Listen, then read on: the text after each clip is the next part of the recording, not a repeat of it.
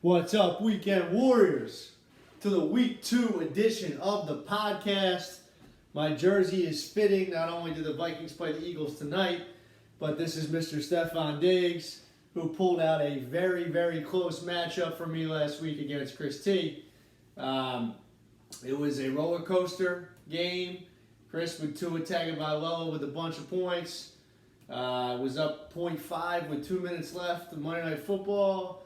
And then Diggs decided he'd catch a bunch of passes, and Tyler Bass decided to kick a 50-yard field goal off the post. So just how I drew it up. Sweat it out, get a win, and move to 1-0 over Chris. So let's just dive into the recap. There's a lot to recap after 1 week. That was one of the 5 matchups, myself over Chris. Another matchup that we had, Jake over Terry. I picked him to win. Jake took care of business and beat Terry. So that's 2-0 for those counting at home. And then I did say Dean was going to beat Burt, and that happened to make me come to 3-0. And then I picked Otley over Valone. Valone beat Ott by 1 point. Chris Valone thought he won. Otley got 56,000 points from Dallas's defense.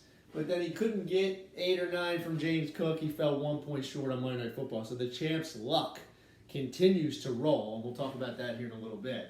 And then I picked Kevin over PP. That was kind of my shocker special. And Drake London and Kyle Pitts combined for 2 catches for 30 yards. And Pearson took care of business against Kevin to get his first win of the season. So 3-2 on the year for... my picks, my NFL picks, just another year. I'm starting in a hole, 0-2. To defend myself a little bit, I picked the Chiefs team total way ahead of the Travis Kelce news, and then I was stuck with it.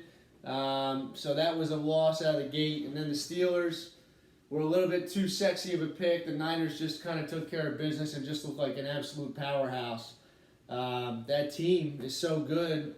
Brock Purdy was the only weak link, and I tell you what, Brock Purdy's good. So, 0-2 to start the season in my picks. Not where I want to be, but a perfect bounce back spot this week. So, let's talk about the Fab report. Your commish, the source, spent a lot of money week 1. When you have your running back 2 is Dalvin Cook with an Aaron Rodgers-less Jets team. That scares me, especially how good Breece Hall looks. So I said, let me spend up. Let me get Tyler Algier. He looks like a little bit of a thunder lightning 1-2 punch with Bijan. So I spent up for him, and then I was surprised. I got to be honest, and I saw Brett about 5 minutes after waivers ran, and I said, Brett, Puka's available for trade. Brett was desperate at the wide receiver position. No Cup. No Deontay Johnson. Now DeAndre Hopkins is banged up.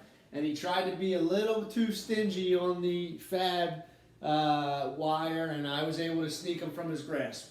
So, talk about Brett's wide receivers here in a little bit, but a lot of claims this week. I got the 2 biggest pickups, but obviously spent 40% of my budget, so not ideal. But we'll see how it works out. So, heading into week 2. First, let me say that... we have some big matchups this week. The game tonight, I will give you a pick.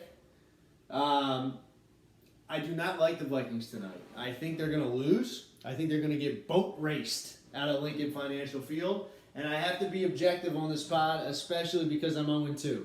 I'd like to pick the over. I'd like to pick the Vikings to cover. Maybe a touchdown score. I think if the Vikings offensive line was at full strength, and it is not, they would still lose by 10-14. They're missing their center, which was a nightmare last week against the Buccaneers.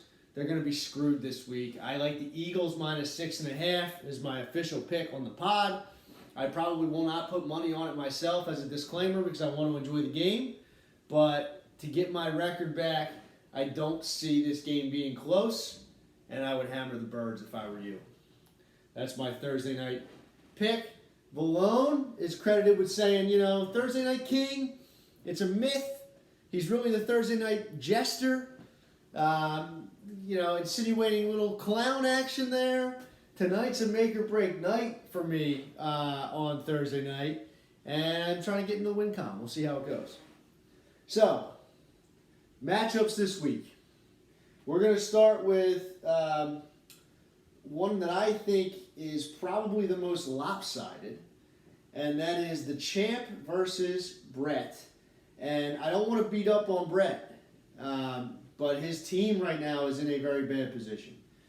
He picked Justin Fields, who I like personally, but he had a very rough start. I'm very nervous about that team. He has great running backs in Barkley, Mixon, and Najee, who all did not really have a great debut, but are going to be fine.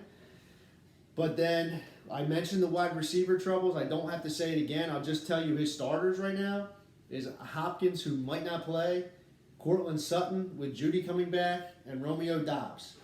That's tough. His options on the bench include Brandon Cooks, who also might not play, and Darnell Mooney. That is tough. In a 3-wide receiver league, the Cup injury is now rearing its ugly head, and some of these other ancillary pieces have not been able to stay healthy and stabilize that position for Brett.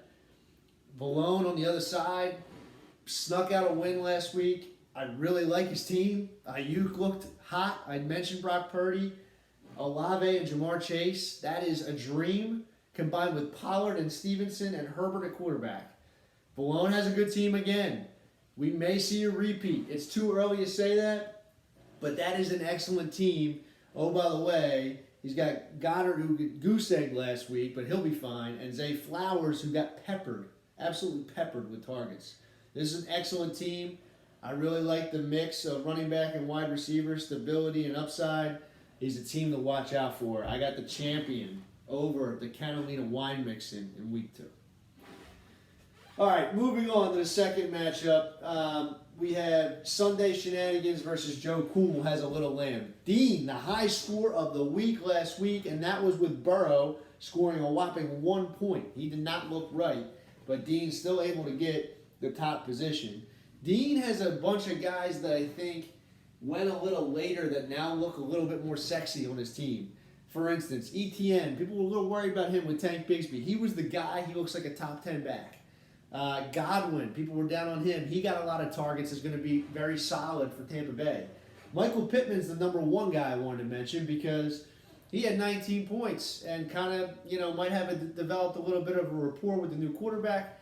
And he is a good player. He just really suffered last year from Matt Ryan and some of the other Jeff Saturday nonsense that went on in Indianapolis. So I do like Dean's team. He will need help from Joe Burrow, but Aaron Jones and Austin Eckler both banged up, did not practice on Thursday. Not a good sign. Dean was able to stabilize his running back core with backing up Josh Kelly for Eckler. But with Eckler and Jones, very questionable. He has no choice but to start Swift tonight. And I do think that he has the best running backs in our league when they are healthy. But right now they are not healthy. On the other side of the ball, Terry, Christian McCaffrey, who Dean passed up on. Great week 1. Kenneth Walker, Amon-Ra St. Brown, Deebo Samuel, Mike Williams, Darren Waller, and Josh Allen, who had a horrible week 1, but is in a total bounce back smash spot in week 2. One of my favorite picks, but it's not an official pod pick, is Buffalo. I think they cover against Vegas as a little shocker. I'm going Terry. I mentioned the injuries. I think Dean's team long term, these guys are banged up. I don't think they're like devastating injuries. I think he'll get healthier. I think he'll compete. Terry, I think, is one of the highest point totals. I'm just betting that right now. Yeah, he's projected 129.9. I think that's the most on the slate this week in our league. So I'm going Terry in a victory over Dean. Moving on to a matchup of two teams that I spoke very poorly of after the draft. I think of the 10 teams, I said that these two teams probably had the worst drafts, in my humble opinion. That was Kevin and Chris, both of which have both told me they both respectively hate their teams individually. So Kev was pretty much out of it last week by the middle of the 4 o'clock window. Chris had a nail-biter with me. Both teams 0-1. Both teams need to get a win this week. We talked about Chris's team's shortcomings previously, but he has Kelsey back this week, which is huge for him. And I'm speculating, but I think he will be back. And the fact that Breece Hall is healthy is a huge boost for him. So I do like Chris's chances this week. Now, on the other side of the ball, I don't want to beat a dead horse. We talked about the Atlanta pass catchers. I don't know if Kev did that on purpose or by accident, but now he's stuck with them. He's got 2 of them in his lineup. He also, Jahmyr Gibbs, I love Jahmyr Gibbs. They're saying he's going to get the ball more. I have him in another league. I think that he's just scratching the surface of what he can do. Part of me wants to, and he's got Nick Chubb. Let's see, here's the suspect starters that Kevin has. Sanders against the Saints, tough matchup. Jackson Smith-Njigba in a Seattle team right now where he's still the third fiddle, and they look pretty bad on offense. I think Geno threw just 100 yards. But then he has smash spots like Hurts, who I think is going to have an excellent night tonight against the awful Vikings defense, combined with Devontae Smith. I'm going to take Chris. I'm really kind of don't want to, I'll be honest with you guys. But I'm sticking with Chris because I think that the Falcons' pass catchers are going to be in a trouble spot.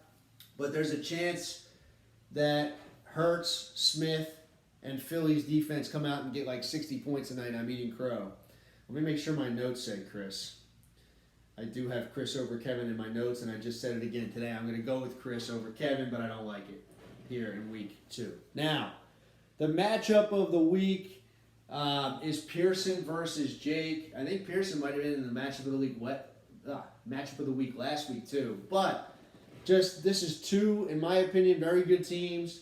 Jake probably, well, he does have the number 1 player in the league right now, Tyreek Hill. As far as points go in the season, I think it's Tyreek and then Dallas's defense. But Pearson, solid team. Watson and Cooper didn't really do much last week. He still got to win. Derrick Henry didn't do much. He still got to win. Pierce didn't do much. He still got to win. He takes a hit with Garrett Wilson, though. I have Garrett Wilson in a couple leagues, and without Rodgers and now Zach Wilson at the helm, that's a problem for him. So I do think there's an upside struggle there. And Rachaad White did not look great. So between Henry, Pierce, and White, that's 3 guys that had bad week 1s. I'm kind of optimistic that Henry will bounce back, but there's signs of maybe some, snap count issues there with the rookie. And Tannehill is probably the worst quarterback in football right now, behind Zach Wilson after that last week. But for Jake, Lamar Jackson, maybe, hopefully he gets Mark Andrews back this week. He needs him. The wide receivers we've said are great, Hill, Adams, and Keenan Allen. Also Mike Evans, a solid flex. Jake's kind of in that same position at running back as I am. Middling options that if they fall in the end zone, you're happy, but are in trouble spots. Madison, tough matchup against the Eagles. Connor, horrible team. Hopefully he falls in the end zone. Cam Akers and Mostert. Really, it's 4 guys with the same name. So we'll be able to see if Jake can make the right decisions, pull the right strings there. My notes say Jake. I think Lamar is going to bounce back. I think that Tyreek is a cheat code. And I'm still not sold on the Browns, even though they won last week against Cincinnati. Cincinnati looked awful. If they go to Pittsburgh this week and put on a nice performance, maybe I'll buy in. But I'm going to take Jake here in week 2 over Pearson. Now, the last matchup. And it's the matchup of the week runner-up, but I didn't want to throw myself in it. It's me versus Otley, 2 teams that scored a pretty decent amount of points last week. Otley, like I said, fell a point short. I really like Otley's team. The fact that he has Mahomes, Bijan, Calvin Ridley, and he has Jonathan Taylor on the bench that I think is starting to get healthy. So if he can reel off a couple of wins here and then eventually get him back, that could be huge for his team. But Mahomes versus Trevor Lawrence in a game that has a huge over-under is going to be interesting. Obviously, you lean on the Mahomes side, but Lawrence, unfortunately, he'll probably throw it to Ridley, but maybe Zay Jones or Christian Kirk or somebody else can get some touches. It's funny. Now I have Algier. He has Bijan. He beats me in that tilt, obviously, as well, but 2 guys that could offset one another. So where are my team strengths? Stephon Diggs, love the man. Josh Allen throws in the ball a ton. A.J. Brown tonight. Hopefully he can do something against this terrible defense. DK Metcalf.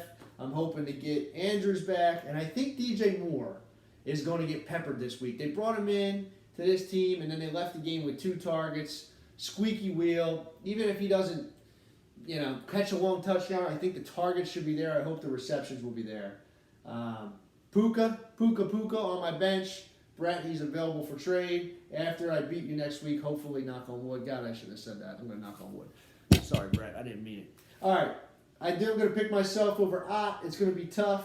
He's projected a bunch of points. Lockett in a bounce-back matchup. We talked about Ridley. Higgins 0 for 0 last week in a bounce-back matchup. But I'm taking myself over Ott. That should make him happy. He likes when I predict him to lose. Now, my other pick. I went back and forth about this. I mentioned Buffalo. I also really like Tampa at home against Chicago because Chicago just doesn't win games, and why are the Buccaneers favored by 2.5? But I could see a bounce-back spot there for Chicago, so I'm sticking with my gut, and I think Green Bay looked too good last week. On the road, in Atlanta. Atlanta's one of those teams like, we're going to run the ball, we're going to play defense, and we're going to win games. Lay the -1.5. I'm taking the Falcons over the Packers in week 2. Hopefully I get back to 2-2. Guys, enjoy the game tonight. I truly think the Vikings are going to get shellacked, but you never know.